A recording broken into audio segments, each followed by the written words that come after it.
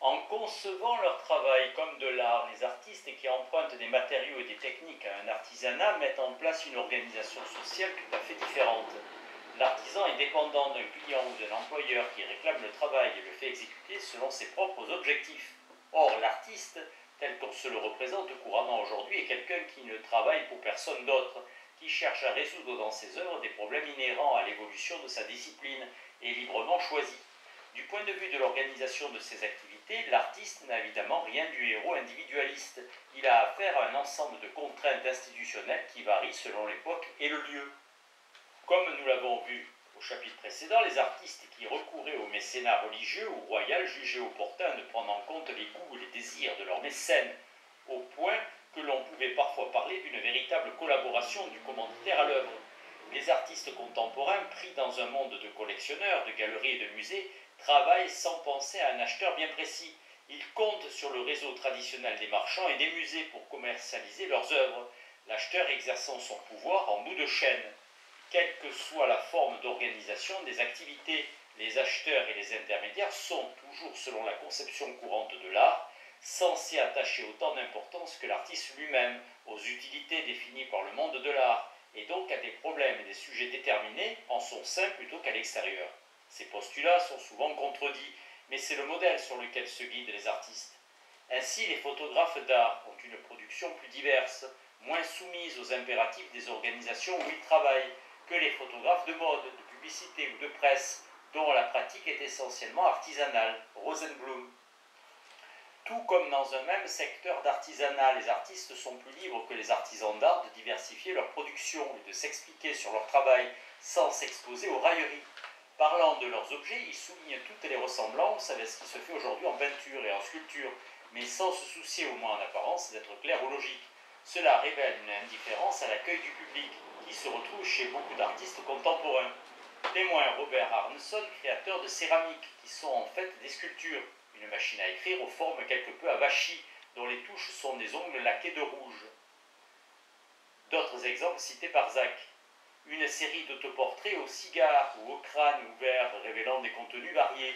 Une énorme table garnie de nourriture est placée devant un portrait grandeur nature de l'artiste coiffé d'une toque de cuisinier. Le tout recouvert d'un vernis blanc immaculé. Pour qui connaît les conventions des deux disciplines, ces œuvres semblent plus proches de la céramique que de la sculpture proprement dite.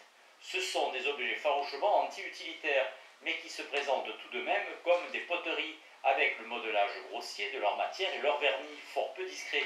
L'artiste joue à plein sur cette ambiguïté. D'autres œuvres sont des objets utilitaires, mais pas toujours utilisables en réalité. Par exemple, une théière au bec en forme de pénis. On peut l'utiliser, mais pas pour servir le thé à n'importe qui. Quant aux explications, Arneson les formule ainsi. Mes dernières œuvres d'art en céramique et dans toute la froideur du verre céladon.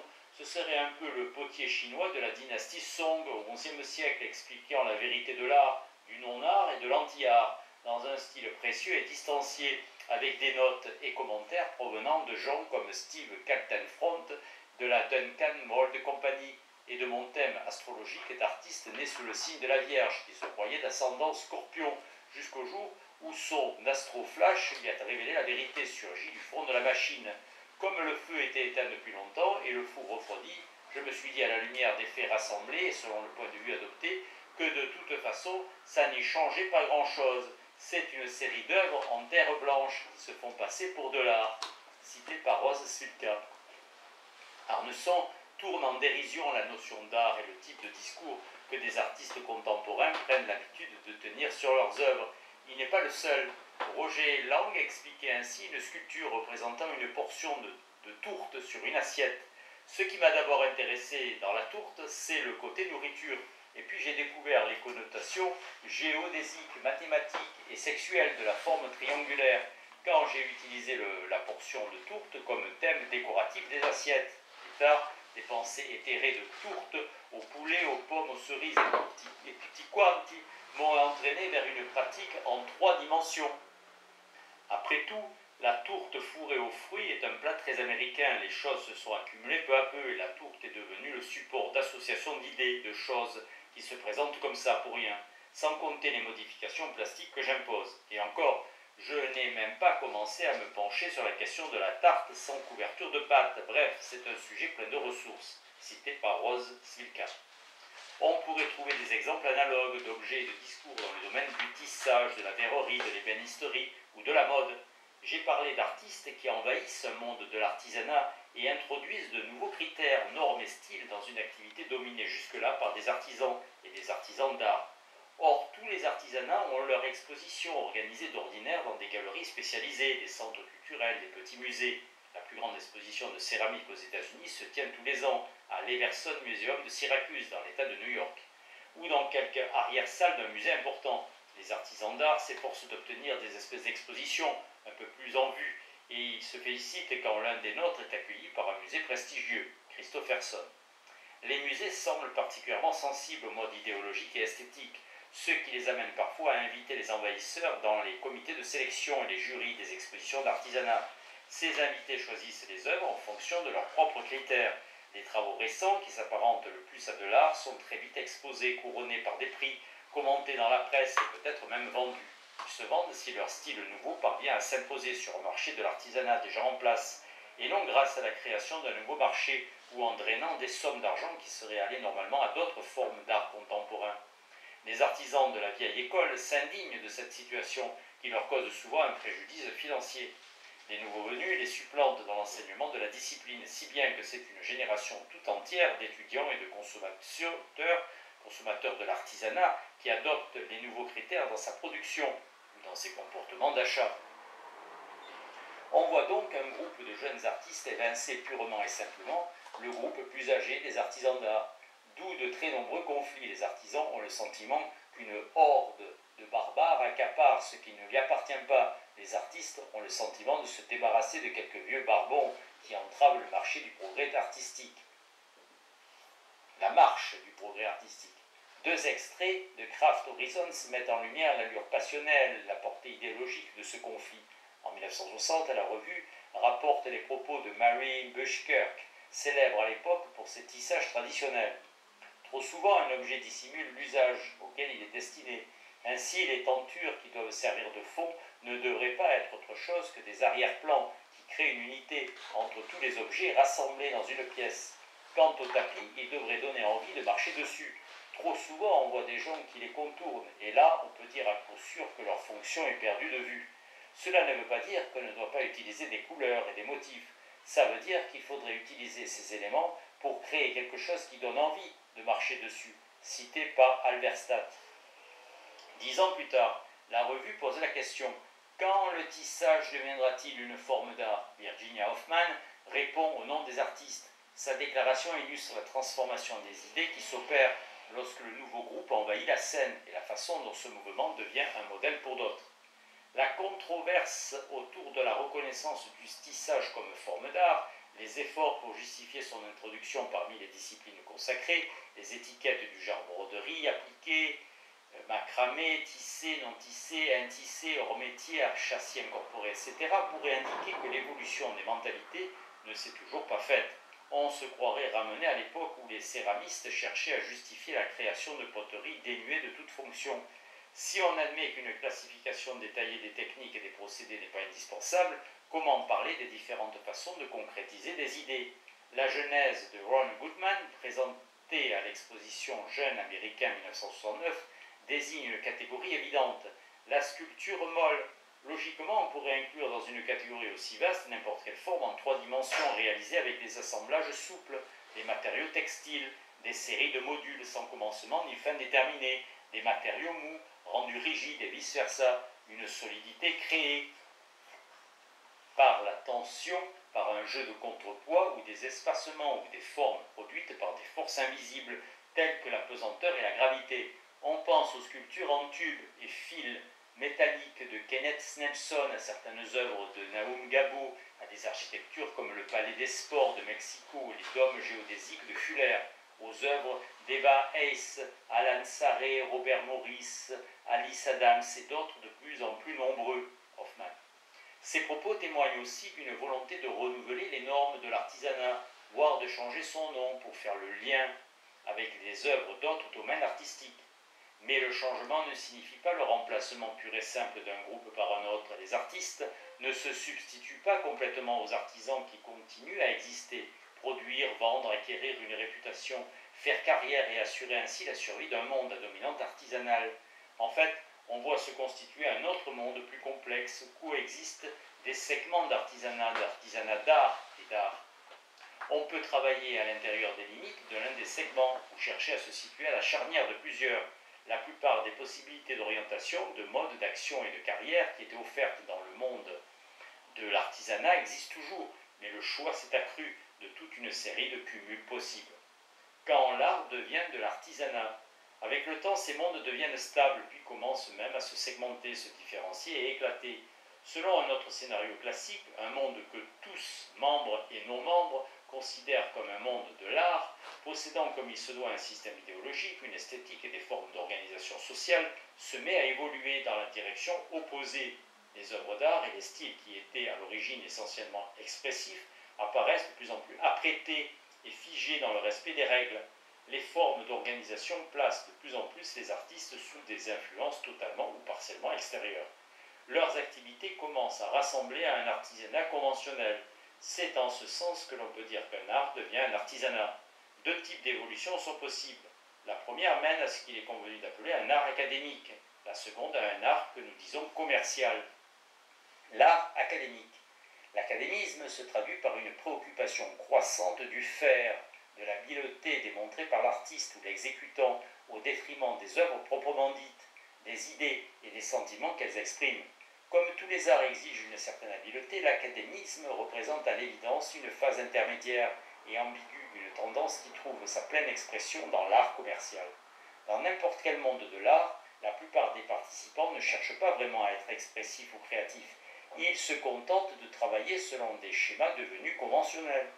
Mais tout comme les mécènes ou les clients qui les soutiennent, ils considèrent l'expressivité et la créativité comme deux qualités primordiales des œuvres d'art. L'art académique est l'art que l'on produit dans un monde où les artistes et les autres ne se soucient plus tant d'expressivité ou de créativité que de virtuosité. Cette préoccupation rejoint celle du savoir-faire dans l'artisanat. Elle indique une prise de distance par rapport aux normes issues de l'histoire de la discipline, en même temps qu'une évolution vers les normes caractéristiques de l'artisanat. Mais cette évolution reste incomplète, car les utilités que vise l'œuvre sont toujours celles du monde de l'art. L'appréciation, l'exposition et la collection. L'estampe, au XVIe siècle, offre un bon exemple d'art académique. Il y avait dans le monde de la gravure des exécutants qui se spécialisaient dans le rendu des surfaces transparentes, du métal poli, de la soie, des fourrures, des feuillages et des moustaches de chat. Il faut reconnaître que même un artiste aussi important que Dürer n'était pas insensible à ce genre de virtuosité. Les graveurs virtuoses choisissaient l'image qu'ils allaient composer ou reproduire, non pas pour ses qualités, mais pour sa capacité à mettre en valeur leur talent particulier.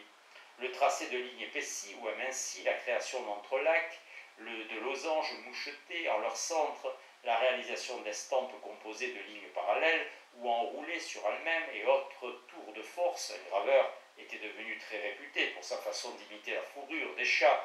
Un autre dessina une tête de Christ célèbre, entièrement composée d'une seule ligne qui partait du nez et décrivait de multiples circonvolutions avant d'aller se perdre dans la marge. Dürer, pour ses acrobates, non pas un moyen de dire quelque chose d'intéressant ou d'important, mais une façon de poser pour la galerie. Bien entendu, les grands spécialistes de ce spectacle servirent de modèle à des exécutants moins doués, mais pris eux aussi dans cet engrenage absurde, car tous ces déploiements de virtuosité relevaient davantage du procédé laborieux que de la justesse d'observation ou de l'art du dessin. Ivins. Le ballet classique et la virtuosité des instrumentistes fournissent d'autres exemples. Pendant très longtemps, les critiques de danse et de musique se sont surtout attachés à débusquer les erreurs techniques, à déterminer si tel ou tel interprète était plus rapide ou plus assuré que les autres, et autres questions de métier. Le style conventionnel, qui marque le passage de l'art à l'artisanat, correspond précisément à ce qu'il faut entendre par art académique. Pevsner. Pour être académique, cet art n'est pas forcément dénué de beauté ou d'expressivité, mais ces deux qualités sont plus difficiles à obtenir, parce qu'il faut se conformer à toute une série de règles, dans la forme comme dans la méthode. Tous les grands arts manifestent cette tendance à un moment ou un autre. Ainsi, à certaines époques, les poètes devaient connaître un répertoire de formes poétiques, dont beaucoup, comme le sonnet, étaient très rigoureuses. De même, les compositeurs de certaines périodes étaient tenus de maîtriser des formes musicales aussi contraignantes que la fugue ou le canon. À la limite, on en arrive à avoir une bonne méthode pour chaque chose, pour dessiner un arbre, harmoniser un air ou incarner la loi, le roi Lear, par exemple. Le sujet de l'œuvre s'efface derrière le métier de l'artiste, et l'œuvre en question ne s'adresse plus qu'à un public averti, qui connaît aussi bien que l'artiste lui-même les conventions, règles et techniques. Les innovations sont très vite absorbées par le vocabulaire conventionnel de l'art et motivent les critiques profanes qui peuvent parfois se retourner contre les promoteurs de ces innovations. C'est ce qui est arrivé à Stravinsky quand il a donné la première audition de son opéra bouffe Mavra. Il y utilisait un langage musical beaucoup plus simple que dans les ballets Petrouchka et le Sacre du printemps qu'il avait rendu célèbre.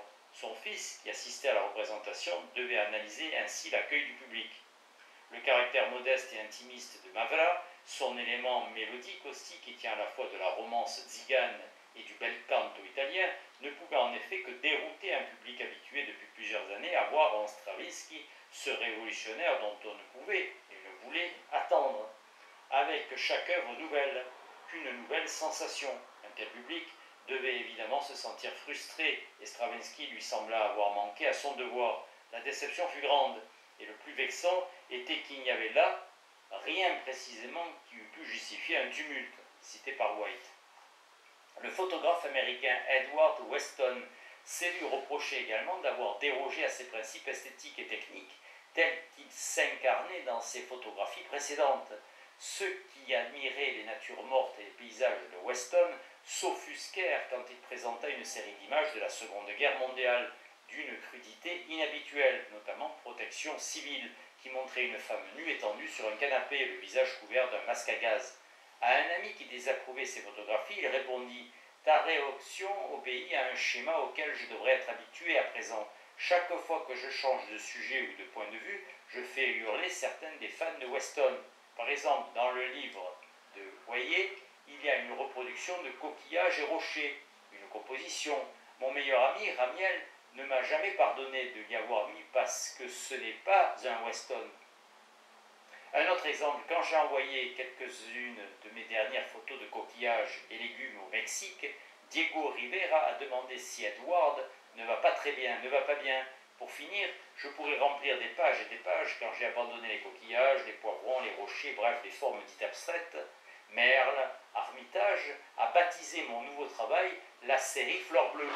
Alors je ne suis pas vraiment surpris de te voir protester contre un travail qui entrera dans l'histoire, cité par Madoff.